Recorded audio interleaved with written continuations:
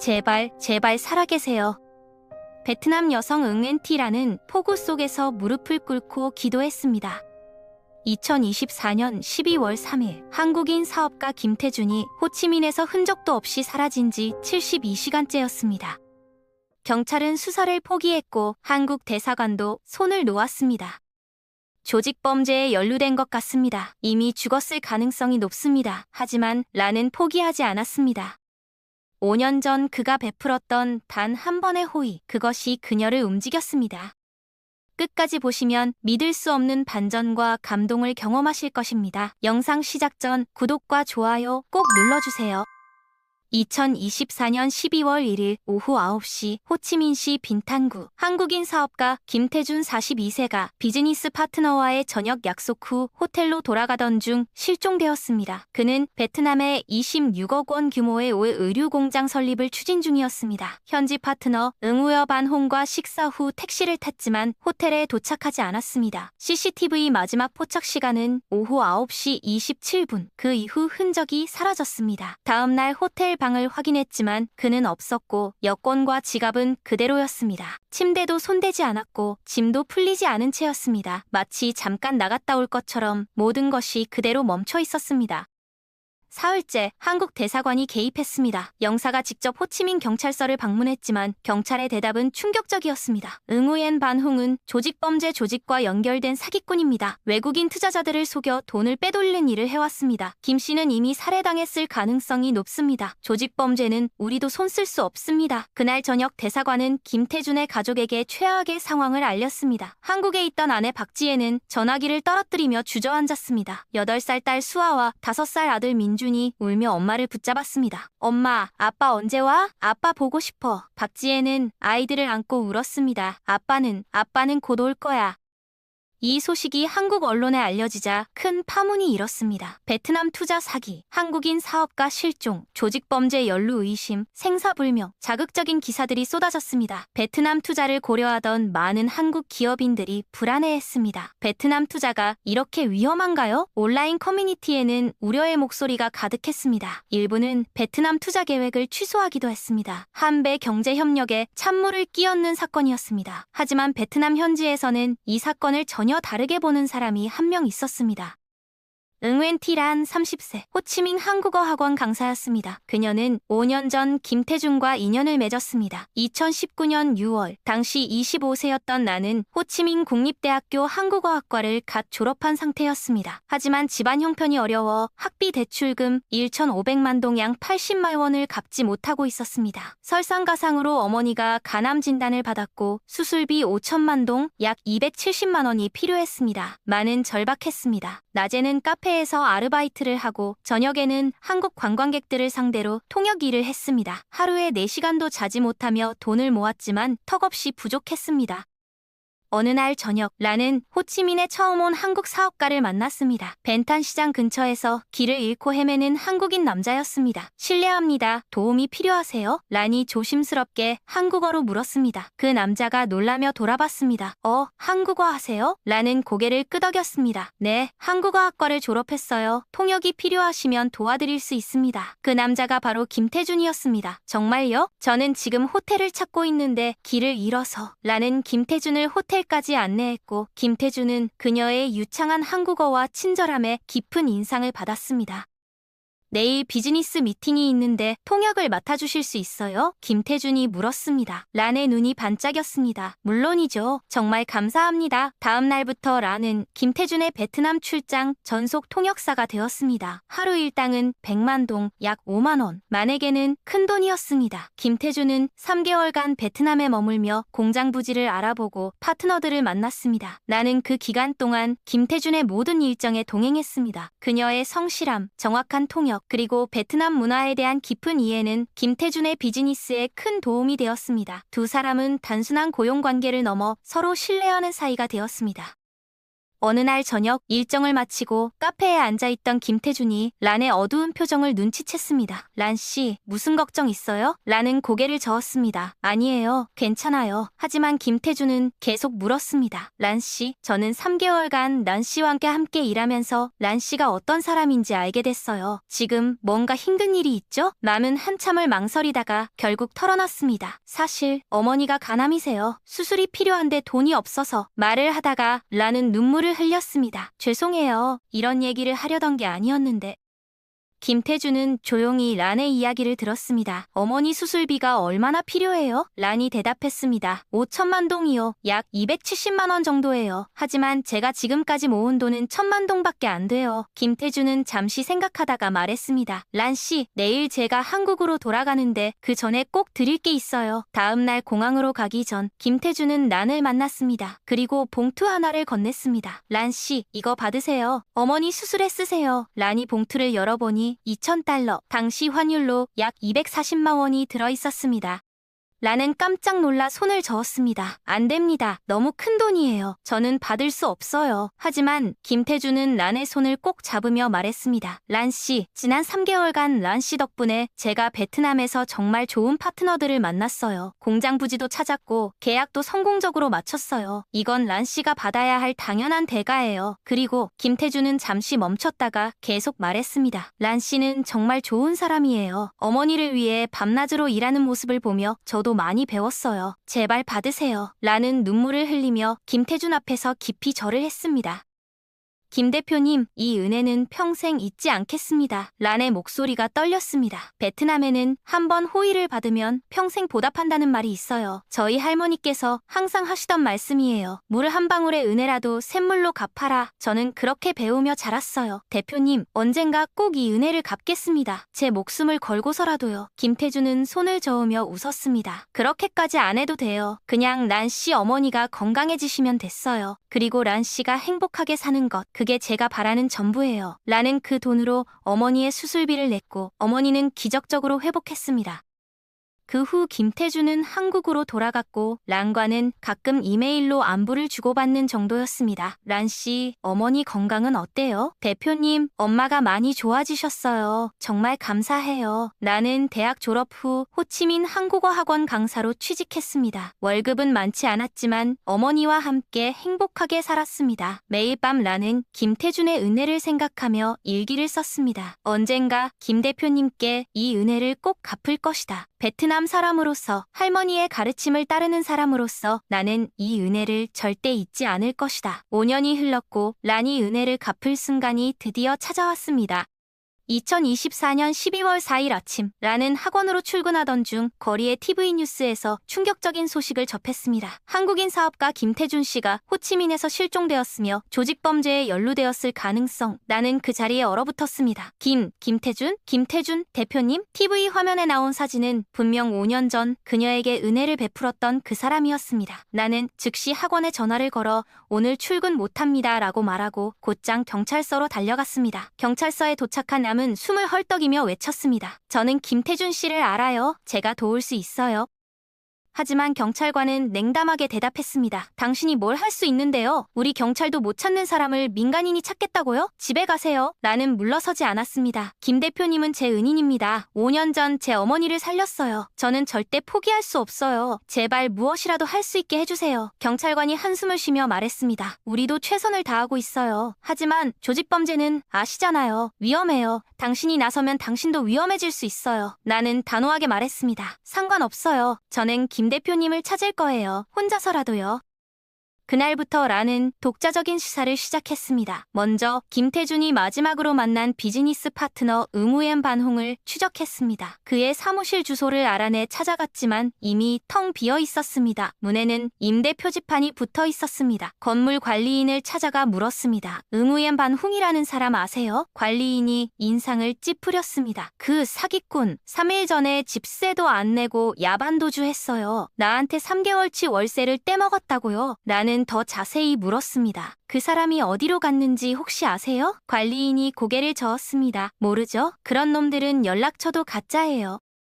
라는 실망하지 않고 응우의 반흥이 자주 가던 곳들을 찾아다녔습니다. 카페, 식당, 술집을 모두 돌아다니며 그의 사진을 보여주고 정보를 모았습니다. 이 사람 본 적 있어요? 대부분은 고개를 저었지만 한 술집 주인이 귀중한 정보를 주었습니다. 응우엔 반흥? 그 사람 여기 단골이었어요. 2주 전까지 거의 매일 왔죠. 항상 이상한 사람들이랑 모여서 수상한 얘기를 했어요. 무슨 외국인 손님 어쩌고? 라는 더 자세히 물었습니다. 어떤 얘기를 했는지 기억나세요? 술집 주인이 생각하며 말했습니다. 정확히는 모르겠지만 메콩델타 쪽 얘기를 많이 했어요. 라는 메콩델타 지역에 대해 조사하기 시작했습니다. 인터넷을 검색하고 현지인들에게 물어보며 정보를 모았습니다. 이틀간의 조사 끝에 한 택시 기사로부터 결정적인 단서를 얻었습니다. 응우엠 반흥? 그 이름 들어봤어요. 메콩델타 쪽에 외국인들을 속이는 조직이 있다는 소문이 있어요. 거기서 외국인들을 감금하고 돈을 빼앗는다고 해요. 한 번은 그 조직 사람들을 태운 적이 있는데 메콩델타의 한 폐창고로 갔었어요. 란의 심장이 뛰었습니다. 그 창고가 정확히 어디예요? 택시기사가 지도를 펼쳐 가리켰습니다. 여기요? 하지만 가지 마세요. 정말 위험한 곳이에요. 라는 즉시 경찰에 이 정보를 알렸습니다. 김태준 씨가 메콩델타의 창고에 감금되어 있을 가능성이 있어요. 하지만 경찰의 반응은 실망스러웠습니다. 확실한 증거가 없어요. 단지 소문만으로는 움직일 수 없습니다. 그리고 그 지역은 관할이 달라요. 절차가 복잡해요. 나는 답답함에 소리쳤습니다. 그럼 김 대표님이 죽을 때까지 기다리라는 말이에요? 경찰관이 냉정하게 답했습니다. 절차는 절차예요. 내일 아침에 해당 지역 경찰에 연락하겠습니다. 나는 전화를 끊고 결심했습니다. 혼자서라도 김태준을 찾아내겠다고. 그녀는 작은 배낭에 물, 손전등, 김태준의 사진, 그리고 작은 칼 하나를 넣었습니다. 어머니에게는 친구 집에 다녀온다고 거짓말을 했습니다. 진실을 말하면 어머니가 말릴 것이 뻔했기 때문입니다. 나는 오토바이를 타고 호치민을 출발했습니다. 메콩델타까지는 200km, 오토바이로 4시간이 걸리는 거리였습니다. 친구들이 전화로 만류했습니다. 란, 미쳤어? 여자 혼자 그런 위험한 곳에 가면 안 돼. 경찰에 맡겨. 하지만 나는 흔들리지 않았습니다. 김 대표님은 5년 전 저와 엄마를 구했어요. 240만 원. 그게 우리에게는 생명이었어요. 이제 제가 그분을 구할 차례예요. 베트남 전통은 은혜를 저버리지 않는 거잖아.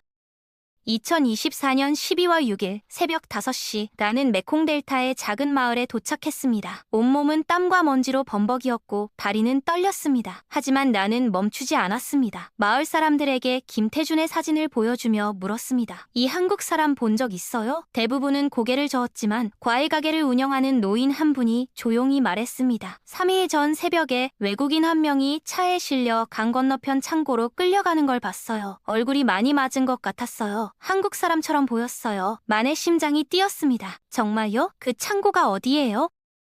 노인이 강 건너편을 가리켰습니다. 저기 보이는 낡은 창고요. 하지만 절대 가지 마세요. 그곳은 나쁜 사람들이 모이는 곳이에요. 경찰도 가기 싫어하는 곳이라고요. 여자 혼자 가면. 노인은 고개를 저었습니다. 나는 깊이 절을 했습니다. 감사합니다. 하지만 저는 가야 해요. 나는 강가로 내려가 작은 배를 빌렸습니다. 배 주인에게 둘만 동을 주며 말했습니다. 1시간만 빌려주세요. 폭우가 내리기 시작했습니다. 강물은 거세게 흐르고 있었고 파도가 높았습니다. 나는 두려웠지만 노를 저었습니다. 김 대표님, 기다리세요. 제가 가고 있어요. 15분간의 사투 끝에 나는 강 건너편에 도착했습니다. 온몸이 젖었고 손은 물집이 잡혔습니다. 하지만 나는 창고를 향해 걸었습니다. 창고는 낡았고 주변에는 쓰레기가 널려 있었습니다. 창고 입구에는 2명의 남자가 담배를 피우며 지키고 서 있었습니다. 나는 조심스럽게 창고 뒤편으로 돌아갔습니다. 심장이 터질 것 같았고 다리는 후들거렸습니다. 하지만 나는 계속 나아갔습니다. 창고 뒤편에는 작은 창문이 있었습니다. 남은 몸을 낮추고 창문 틈으로 안을 들여다봤습니다. 그리고 라는 믿을 수 없는 광경을 목격했습니다. 창고 중앙의 의자에 묶여있는 김태준이었습니다. 얼굴은 피와 멍으로 뒤덮여 있었고 옷은 찢어져 있었습니다. 한쪽 눈은 거의 감긴 상태였고 입술은 터져 있었습니다. 하지만 그는 분명 살아있었습니다. 가슴이 오르내리고 있었습니다. 란의 눈에서 눈물이 쏟아졌습니다. 살아계셔. 정말 살아계셔. 하지만 안도도 잠시. 창고 안에는 5명의 남자들이 술을 마시며 김태준을 감시하고 있었습니다. 그들은 태국어와 베트남어를 섞어 대화하고 있었습니다. 이 한국놈, 계좌 비밀번호를 끝까지 안 말하네. 한 남자가 불만스럽게 말했습니다. 내일 아침까지 안 말하면 어떻게 할 거야? 다른 남자가 냉정하게 답했습니다. 죽여야지. 시체는 강에 버리면 돼. 어차피 외국인이라 아무도 모를 거야. 라는 공포에 떨었습니다. 혼자서는 어떻게 할 수 없었습니다. 5명의 남자들, 그들은 분명 무기를 가지고 있을 것입니다. 나는 조용히 뒤로 물러났습니다. 손이 떨려 휴대폰을 떨어뜨릴 뻔했습니다. 강가로 돌아온 나는 다시 경찰에 전화를 걸었습니다. 김태준 씨를 찾았어요. 메콩델타강 건너편 창고에 감금되어 있어요. 하지만 경찰의 대답은 여전히 실망스러웠습니다. 그 지역은 우리 관할이 아니에요. 지금은 새벽이라 해당 지역 경찰에 연락할 수 없어요. 내일 아침 8시에 연락하겠습니다. 라는 소리쳤습니다. 내일 아침이면 늦어요. 그들이 김 대표님을 죽일 거예요. 제발요. 하지만 경찰은 규정상 지금은 불가능합니다. 라며 전화를 끊었습니다. 나는 절망에 빠졌습니다. 비는 더욱 거세게 내렸고 천둥이 쳤습니다. 나는 폭우 속에서 무릎을 꿇고 울었습니다. 제발, 제발 방법이 있게 해주세요. 할머니, 저에게 힘을 주세요. 라는 돌아가신 할머니를 생각했습니다. 물 한 방울의 은혜라도 샘물로 갚아라. 할머니의 가르침이 머릿속에 울렸습니다. 그때 란의 머릿속에 한 가지 계획이 떠올랐습니다. 위험하지만 유일한 방법이었습니다. 나는 마을로 돌아가 사람들을 찾아다녔습니다. 제발 도와주세요. 저 창고에 제 은인이 감금되어 있어요. 5년 전 그분이 제 어머니를 살렸어요. 이제 제가 그분을 구해야 해요. 도와주세요. 처음에는 모두가 거절했습니다. 너무 위험해요. 그 사람들은 조직범죄자들이에요. 하지만 란의 간절함과 눈물이 사람들의 마음을 움직였습니다. 과일가게 노인이 먼저 말했습니다. 내가 돕겠소. 나도 옛날에 은혜를 갚지 못해 평생 후회했소. 어부 2명도 나섰습니다. 우리도 돕겠습니다. 4명이 모였습니다. 란과 노인, 그리고 어부 2명. 란은 그들에게 작전을 설명했습니다. 제가 정문으로 접근해서 주의를 끌게요. 저는 젊은 여자니까 그들이 관심을 가질 거예요. 그 사이 여러분이 뒷문으로 들어가 김 대표님을 풀어주세요. 그리고 함께 도망치는 거예요. 어부 1명이 걱정스럽게 말했습니다. 당신이 너무 위험해요. 그들이 당신을 해치면 어떡해요? 나는 단호하게 말했습니다. 괜찮아요. 저는 5년 전 받은 은혜를 갚을 거예요. 목숨을 걸고서라도요. 노인이 란의 어깨를 토닥이며 말했습니다. 용감한 아가씨구려. 우리가 꼭 성공시키겠소. 새벽 2시, 4명은 다시 강을 건넜습니다. 폭우는 그들에게 완벽한 엄폐를 제공했습니다. 란과 일행은 창고 뒤편에 몸을 숨겼습니다. 5명의 범죄자 중 3명은 술에 취해 코를 골며 자고 있었고 2명만이 깨어 있었습니다. 란은 심호흡을 하고 창고 정문으로 걸어갔습니다. 온몸이 떨렸지만 발걸음을 멈추지 않았습니다. 김 대표님, 조금만 기다리세요. 제가 구하러 왔어요. 많은 마음속으로 속삭였습니다. 그리고 문을 두드렸습니다. 도와주세요. 제 오토바이가 고장났어요. 비를 피할 수 있게 해주세요. 라는 일부러 겁에 질린 목소리로 외쳤습니다. 안에서 발소리가 들렸고 한 남자가 문을 열었습니다. 키가 크고 흉터가 있는 무서운 인상의 남자였습니다. 누구야? 이 밤중에 뭐 하는 거야? 라는 떨리는 목소리로 말했습니다. 죄송해요. 오토바이가 고장나서 근처에 건물이 여기밖에 없어서요. 잠깐만 비 좀 피하게 해주세요. 남자는 난을 위아래로 훑어보며 음흉한 미소를 지었습니다. 예쁜 아가씨네. 들어와. 라는 떨리는 다리로 창고 안으로 들어갔습니다. 심장이 터질 것 같았지만 표정을 관리했습니다. 창고 안은 어둡고 곰팡이 냄새가 났습니다. 그리고 란은 김태준과 눈이 마주쳤습니다.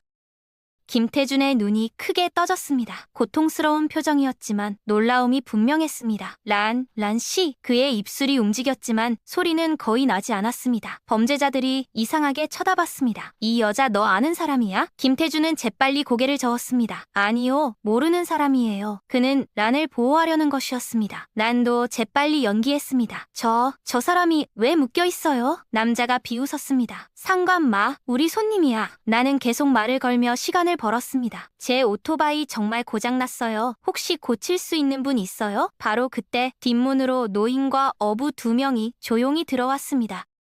라는 범죄자들의 주의를 끌기 위해 계속 말했습니다. 저 휴대폰 배터리도 다 떨어졌어요. 충전 좀 할 수 있을까요? 한 범죄자가 란에게 다가왔습니다. 아가씨, 이 밤중에 여자 혼자 돌아다니면 위험해. 우리가 보호해줄게. 그의 손이 란의 어깨에 닿으려는 순간 뒷문에서 작은 소리가 났습니다. 자고 있던 범죄자 1명이 깨어나 뒷문을 보았습니다. 야! 침입자다! 그가 소리쳤습니다. 순식간에 창고 안이 아수라장이 되었습니다. 범죄자들이 무기를 들고 일어났고 노인과 어부들은 김태준을 묶은 밧줄을 풀기 시작했습니다.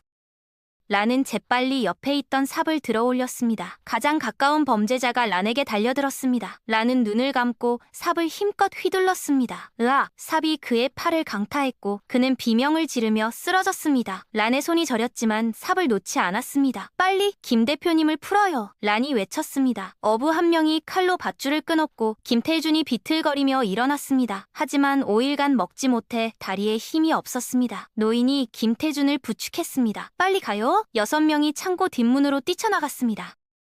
놓치지 마! 쫓아! 범죄자들이 뒤에서 고함쳤습니다. 폭우 속에서 필사적인 추격전이 벌어졌습니다. 란과 김태준, 노인과 어부들은 진흙탕길을 미끄러지며 달렸습니다. 김태준은 거의 쓰러질 뻔했지만 란이 그의 팔을 꼭 잡았습니다. 김 대표님, 조금만 더요? 조금만. 강까지 100m, 80m, 50m. 뒤에서 범죄자들의 발소리와 고함 소리가 점점 가까워졌습니다. 잡아! 한 범죄자가 란의 옷을 붙잡으려 했습니다. 그 순간 어부 한 명이 돌아서서 그 범죄자를 밀쳤습니다. 빨리 가요? 내가 막을게요. 어부가 외쳤습니다. 안 돼요. 란이 소리쳤지만 어부는 고개를 저었습니다. 가요. 은혜를 갚는 게 더 중요해요. 란과 나머지 4명은 강가에 도착했고 작은 배 2척에 나누어 탔습니다. 노인이 재빨리 엔진을 켰습니다. 배가 강물을 가르며 출발하는 순간 범죄자들이 강가에 도착했습니다. 한 범죄자가 총을 꺼냈습니다. 총성이 울렸습니다. 탕! 탕! 탕! 총알이 물을 튕기며 지나갔습니다. 란은 김태준을 배 바닥에 눕히고 자신의 몸으로 그를 보호했습니다. 괜찮아요. 거의 다 왔어요. 배는 폭우와 총격을 뚫고 어둠 속으로 사라졌습니다. 범죄자들은 분노에 차 소리쳤지만 이미 늦었습니다. 안전한 강 중간에 도착했을 때 김태준은 탈진해 바닥에 누워 있었습니다. 란도 무릎을 꿇고 거친 숨을 몰아쉬었습니다. 온몸이 떨렸고 아드레날린이 빠져나가며 공포가 밀려왔습니다. 두 사람은 한동안 말없이 비를 맞으며 누워 있었습니다. 그리고 김태준이 떨리는 손으로 란의 손을 잡았습니다. 란 씨, 왜 이런 위험을 무릅쓰고 저를 구하러 온 거예요? 당신 목숨까지 걸면서. 김태준의 목소리는 울음으로 떨렸습니다. 란은 눈물을 흘리며 대답했습니다. 5년 전 김 대표님께서 저와 엄마를 구했잖아요. 그때 대표님이 주신 240만 원으로 엄마 수술을 했고 엄마는 살았어요. 란의 목소리도 떨렸습니다. 저는 그날 맹세했어요. 이 은혜는 평생 잊지 않겠다고, 언젠가 꼭 갚겠다고. 우리 할머니께서 항상 말씀하셨어요. 물 한 방울의 은혜라도 샘물로 갚아라고. 베트남에는 한 번 호의를 받으면 평생 보답한다는 전통이 있어요. 제가 대표님을 구하는 건 당연한 일이에요. 목숨을 걸어서라도요. 김태준은 란의 손을 두 손으로 꼭 감싸며 울었습니다. 란 씨, 정말 감사합니다. 당신이 아니었다면 저는 오늘 죽었을 거예요. 당신은 제 생명의 은인이에요. 두 사람의 손은 비에 젖어 있었지만 그 온기는 그 어떤 것보다 따뜻했습니다. 폭풍우 속에서 강 한가운데서 두 사람은 5년 만에 다시 만났습니다. 하나는 은혜를 베풀었던 사람으로, 하나는 은혜를 갚은 사람으로. 배는 폭우를 뚫고 안전한 마을로 향했습니다. 뒤에 남겨진 어부는 범죄자들을 막다가 결국 붙잡혔지만 나중에 경찰이 구출했습니다. 그는 은혜를 갚는 일을 도왔으니 후회 없다고 말했습니다. 마을에 도착한 후 란은 즉시 호치민 경찰에 다시 연락했습니다. 이번에는 김태준이 직접 증언할 수 있었습니다. 저는 김태준입니다. 저는 메콩델타 창고에 5일간 감금되어 있었습니다. 응우엔 반후과 그의 조직이 저를 납치했고 제 계좌에서 돈을 빼내려고 했습니다. 응우엔 티란 씨가 목숨을 걸고 저를 구했습니다. 제발 그 범죄자들을 잡아주세요. 김태준의 증언과 란의 정보를 바탕으로 몇 시간 후 베트남 특수부대가 메콩델타로 출동했습니다. 헬리콥터와 보트로 창고를 포위하고 급습했습니다. 응우에 반홍을 포함한 조직범죄 멤버 7명이 모두 체포되었습니다. 그들은 총기와 마약도 소지하고 있었습니다.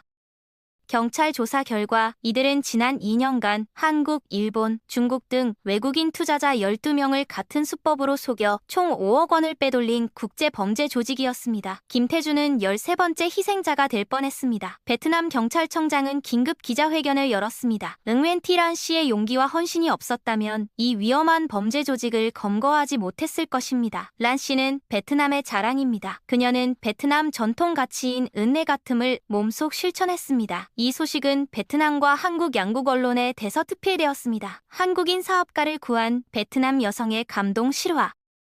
12월 10일 김태준은 병원 치료를 마치고 퇴원했습니다. 갈비뼈 2개가 금이 갔고 온몸에 멍과 상처가 있었지만 생명에는 지장이 없었습니다. 의사는 하루만 늦었어도 위험했을 것이라고 말했습니다. 퇴원한 김태준의 첫 방문지는 란의 집이었습니다. 란의 어머니가 문을 열자 김태준은 무릎을 꿇고 깊이 절을 했습니다. 어머님, 따님이 제 목숨을 구했습니다. 정말 감사합니다. 5년 전 제가 드린 작은 도움에 따님은 목숨으로 보답했습니다. 어머니는 눈물을 흘리며 김태준을 일으켜 세웠습니다.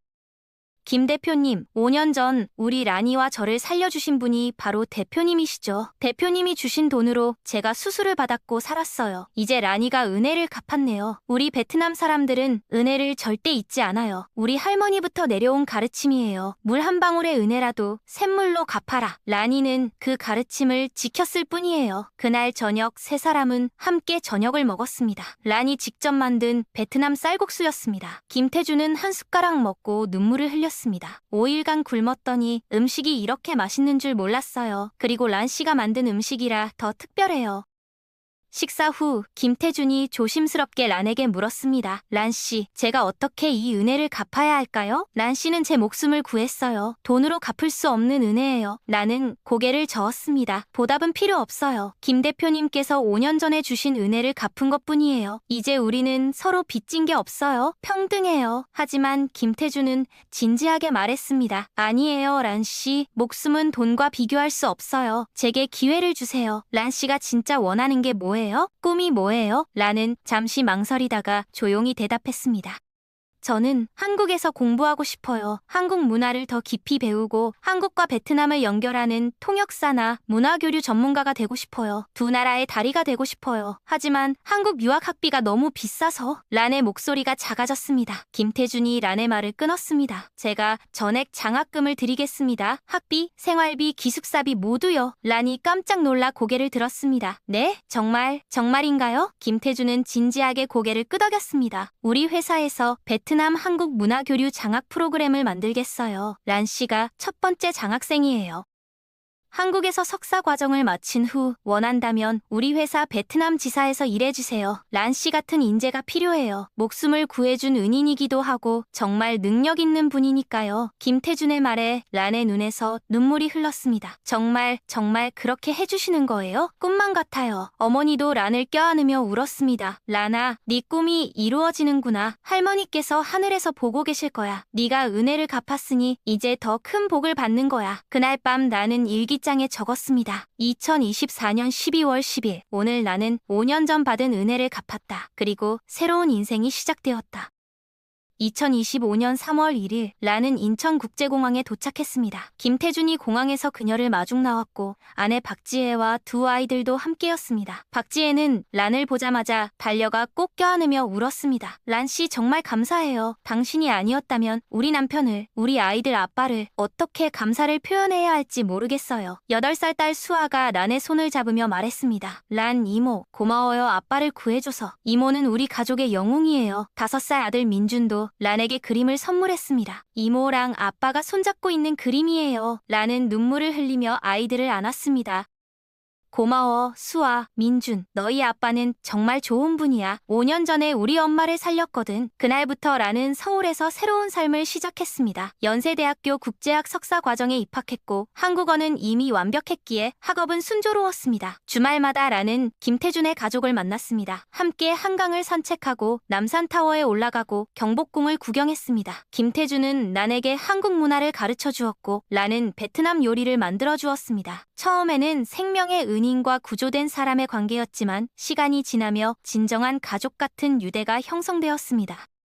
어느 날 저녁 김태준 가족과 함께 저녁을 먹던 중 박지혜가 란에게 물었습니다. 란 씨, 한국 생활은 어때요? 외롭지는 않아요? 란이 웃으며 대답했습니다. 전혀 외롭지 않아요. 김 대표님 가족이 있잖아요. 그리고 학교 친구들도 좋아요. 박지혜가 의미심장한 미소를 지으며 말했습니다. 란 씨, 혹시 남자친구 있어요? 나는 얼굴이 빨개지며 손을 저었습니다. 아니요, 없어요. 지금은 공부에 집중하고 싶어요. 김태준이 웃으며 말했습니다. 우리 회사 직원 중에 좋은 사람들 많은데 소개해 줄까요?